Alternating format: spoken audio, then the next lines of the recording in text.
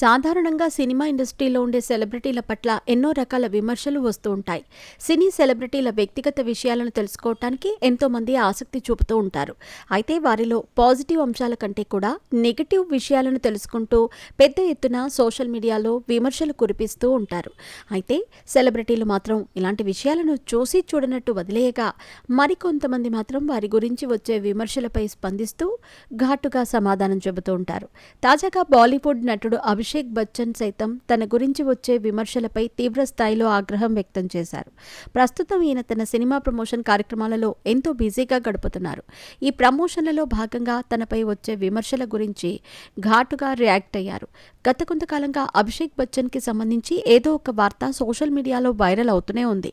ముఖ్యంగా ఈయన తన భార్య నటి ఐశ్వర్యారాయ్కి విడాకులు ఇచ్చారని, తన నుంచి దూరంగా ఉంటున్నారు అంటూ ఎన్నో రకాల వార్తలు వచ్చాయి. అయితే విడాకుల రూమర్లపై ఎప్పటికప్పుడు అభిషేక్ ఖండించినా కూడా ఈ వార్తలు మాత్రం ఆగటం లేదు. దీంతో ఈయన కాస్త ఘాటుగానే రియాక్ట్ అయ్యారు.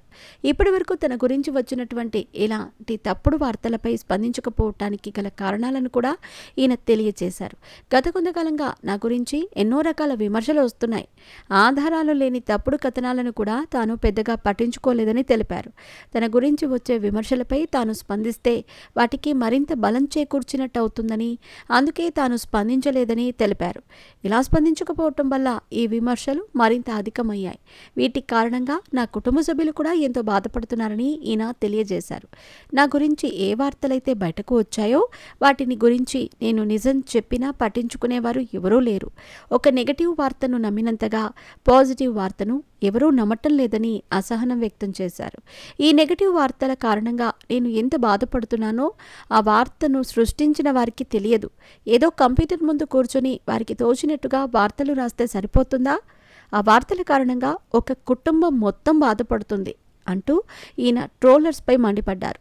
ఇన్ని రోజులు కూడా తన గురించి వచ్చిన విమర్శలను తేలిగ్గా తీసుకున్న అభిషేక్ బచ్చన్ ఈసారి మాత్రం చాలా సీరియస్ అవుతూ ట్రోలర్స్కి తనదైన శైలిలో సమాధానం ఇచ్చారు.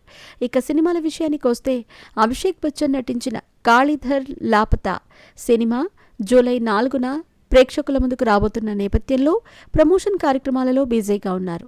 ఇక ఈ సినిమా థియేటర్స్లో కాకుండా నేరుగా జీ5 వేదికగా ప్రేక్షకుల ముందుకు రావడానికి సిద్ధంగా ఉంది.